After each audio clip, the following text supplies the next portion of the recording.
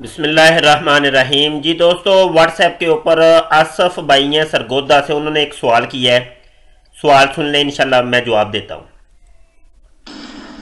अस्सलाम वालेकुम रहमतुल्लाह।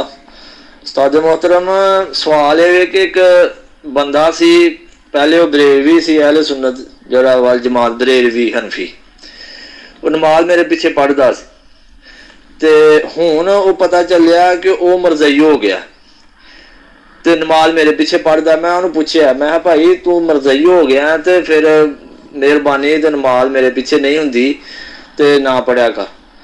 वो आंदा जी मैं वैसे उतो तो होया वां, विचों नहीं होया, मेरे बच्चे का मसला सी, वो कागज नहीं सी बनते, ये वो सी, तां वास्ते मैं भावें उतो होया या विचों होया।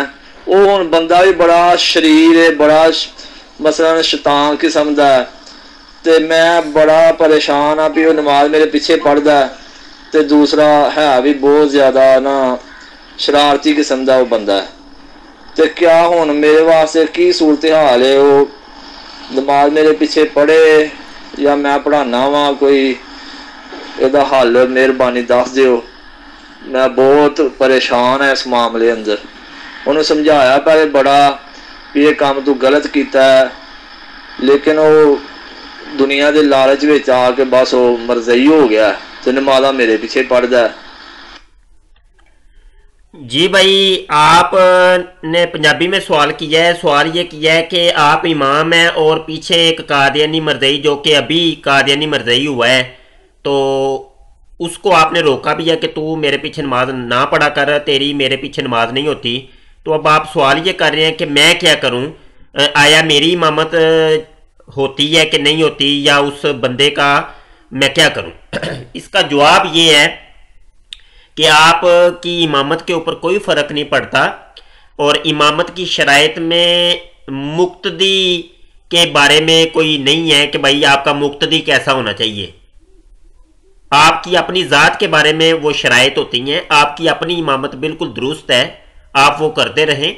और रही बात कि आपके पीछे आके कौन खड़ा होता है, वो कैसा है, कौन है, तो इसका आपको हुक्म नहीं है।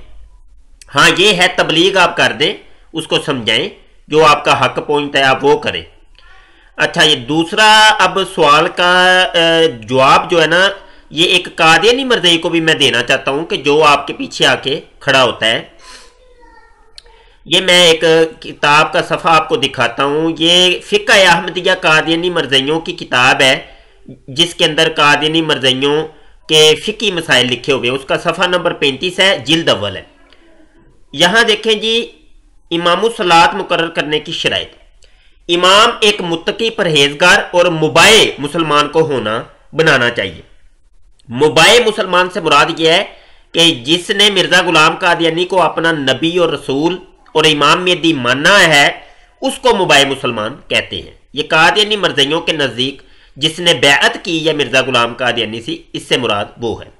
अब ये पहली शर्त इन्होंने बयान की है। ये पहली शर्त ही अगर उसके अंदर नहीं पाई जा रही, और यकीनी सी बात है इमाम साहब जो हैं वो मिर्ज़ा गुलाम कादियानी के ऊपर लानत डालने वाले हैं, तो इस कादियानी मरज़ई को चाहिए कि कम अज़ कम कि अपनी शरीयत के मुताबिक तो अमल करें कि तुम्हारी शरीयत के अंदर जो मिर्ज़ा गुलाम कादियानी के ऊपर लानत करता है उसके पीछे नमाज होती नहीं है।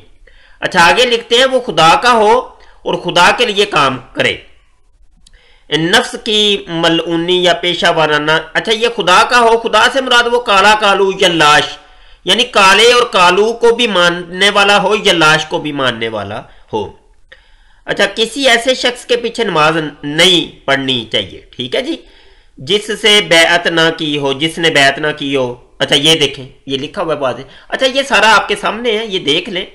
तो इसके अलावा भी दीगर कई जगहों के ऊपर मिर्ज़ा गुलाम कादियानी ने और मिर्ज़ा कादियानी के खलीफों ने इस बात को दोहराया है कि जो लोग मिर्ज़ा गुलाम कादियानी को नहीं मानते, उनके पीछे हमारी नमाज नहीं होती।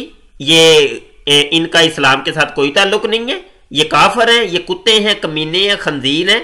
और गालियाँ मिर्ज़ा कादियानी ने लंबी चौड़ी दी, और इनका कहा कि जनाजा भी नहीं होता, जनाजे में भी शिरकत नहीं करनी। हाँ, इनकी लड़की ले लिया करो, लेकिन इन लोगों को लड़कियां देनी नहीं है, वगैरह वगैरह। उम्मीद है कि बात समझ आ गई होगी। अस्सलाम वालेकुम वरहमतुल्लाहि वबरकातुहू।